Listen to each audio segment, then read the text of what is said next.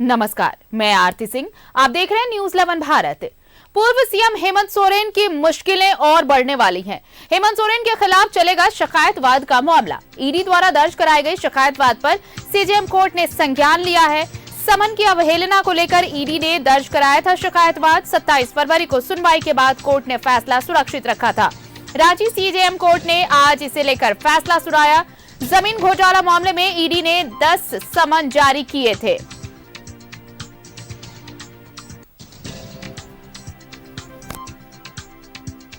तो समन की अवहेलना करने को लेकर एक शिकायतवाद थी।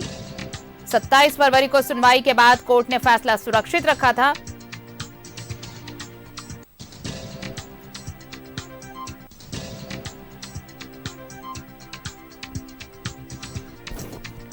और सीजेएम कोर्ट ने इसमें फैसला सुनाया है।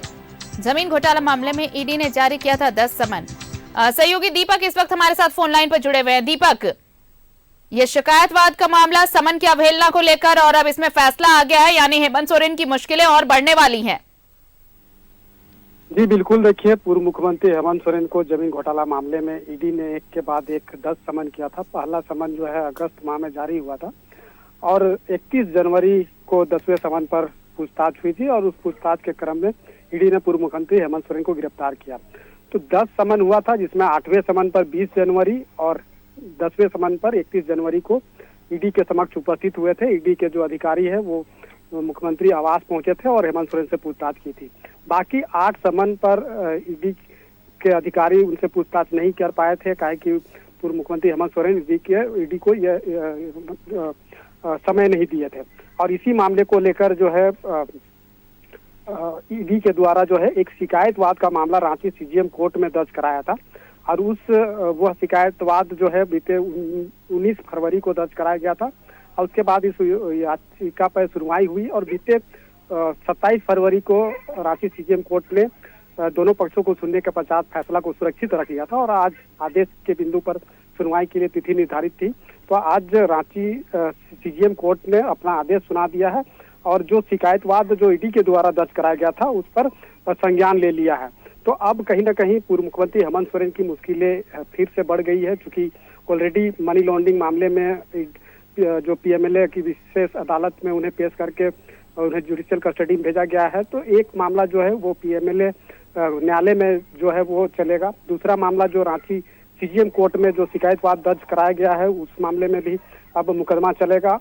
तो अब इस चूंकि पूर्व मुख्यमंत्री हेमंत सोरेन को खिलाफ जो ईडी ने 2 मामला दर्ज कराया था शिकायतवाद का, उस पर संज्ञान जो है अदालत ने ले लिया है और अब जो है इस मामले की अगली सुनवाई के लिए 3 अप्रैल की तिथि जो है वो निर्धारित की गई है। तो अब देखना होगा कि अब जो है वो किस तरीके से आगे की जो न्यायिक कार्रवाई है वो होगी, क्योंकि अदालत ने जब संज्ञान ले लिया है तो जाहिर सी बात है कि अब आगे जो है वो न्यायिक कार्रवाई जो है वो उसके तहत आगे की कार्रवाई होगी। लेकिन पूरा मामला को आप देखेंगे तो जिस तरीके से जमीन घोटाला मामले को लेकर के जो ईडी की जो कार्रवाई हुई है, एक तरफ पीएमएलए की विशेष अदालत में जो कार्रवाई है वो चलेगी, दूसरी तरफ रांची सीजेएम कोर्ट में चलेगा जो शिकायतवाद का मामला है। तो कहीं न कहीं एक के बाद एक जो मुश्किलें है वो पूर्व मुख्यमंत्री हेमंत सोरेन की बढ़ती हुई दिखाई दे रही है। और इस फैसले के बाद भी कुछ ऐसा ही है कि अब और मुश्किलें बढ़ने वाली हैं हेमंत सोरेन की। बहुत बहुत शुक्रिया दीपक, तमाम जानकारी के लिए आपका और तमाम बातचीत के लिए। तो हेमंत सोरेन के खिलाफ अब शिकायतवाद का मामला चलेगा।